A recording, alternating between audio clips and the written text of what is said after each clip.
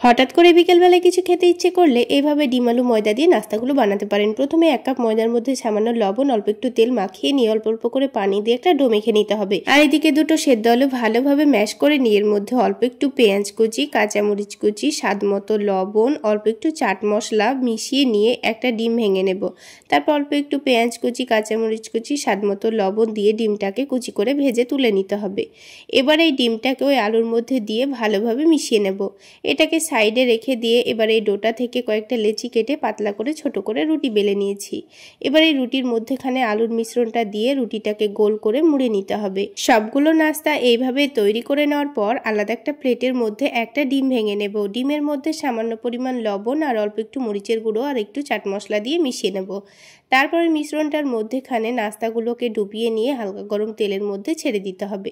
তারপর উল্টে পাল্টে ভেজে নিলেই দেখবেন নাস্তাগুলো খুব সুন্দর ফুলে উঠছে আর দেখতেও অনেকটা লোভনীয় হয়েছে। খেতেও কিন্তু দারুণ হয়েছিল।